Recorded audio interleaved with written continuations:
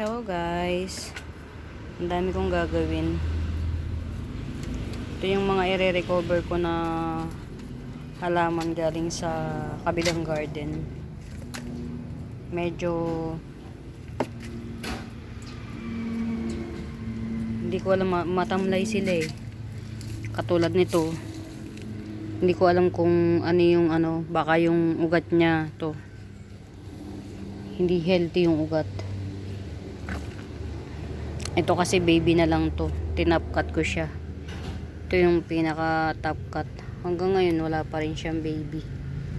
So checkin ko tong mga to, kaya lang wala akong time masyado ngayon. Meron akong pupuntahan. Baka bukas ko natuguin. Ito pa oh, hindi siya lumalaki kundi bagkus lumilit yung mga dahon, meaning there's something wrong with the with the roots. Ito pa oh, lahat ng dahon nakalukot. Yan, i-uproot tapos i-re-repat ng panibago para ma-check. Itong isa na check ko na, actually kagahapon pa in-uproot ko na. Yan oh, isa na lang yung roots niya na active. Yan, buti na lang hindi, kumbaga matibay siya. Ito mahaba pa yung niya, pero yung ilalim niya to, itong ilalim bulok na. Kaya pala ang tunay na kulay kasi nito, di ba, ito green siya. Ang tunay na kulay nito kulay avocado. Ito yung tunay na kulay nito oh. Pakita ko sa inyo.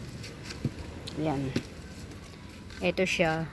Yan, di ba yan? Ito tunay na kulay niya no, kulay avocado. Yan yung healthy.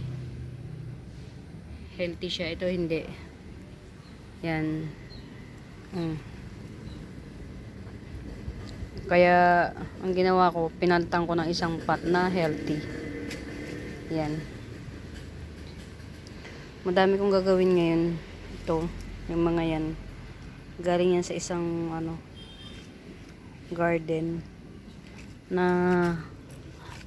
kailangan siya i-repat kasi medyo katulad nito, at least ito na siya, nag-progress na. Okay na to.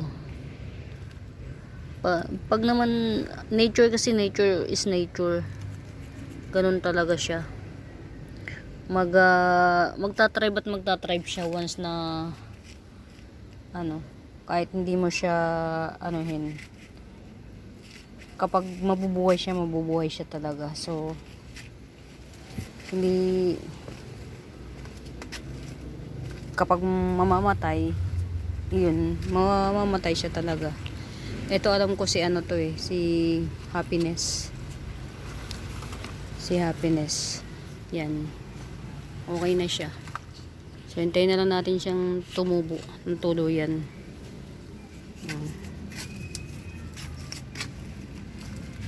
Ito, baka bukas ko pa ito maharap. Ito na lang siguro ito. In-uproot ko na kasi hindi ko na matagalan yung curiosity na ba't siya hindi nag-o-okay. Yung pala talaga nabubulok na siya, although meron pang natitirang. Ito kasi wala na to eh, nabubulok na siya yung ayan oh. Pero meron pa rin siyang katawan na nagpo-produce ng bagong ugat, kaya nasusustain niya na mabuhay. Kaya lang nagiging droopy na yung mga niya, nagdadrop na yung mga dahon. So pangit na siyang tingnan oh, pati yung distribution ng dahon hindi na maganda. Kaya I decided to check na the roots. Ayun, nabubulok na siya, although hindi naman talaga totally nabubulok. Yan, merong parts na pabulok na nabulok, merong parts na okay pa. So yun, Siguro ito tatanim ko na to kasi na-uproot ko na eh. May mga na-uprooted to. Ito naman sobrang lush na nung mami niya, binawasan ko lang. Ito. Si Syngonium Maria yata to. Syngonium Maria. Yan. Ganda ng kulay niya oh. Nag-ano siya. May variegation. Hindi siya basta ganda. Yan. Iano ko lang siya.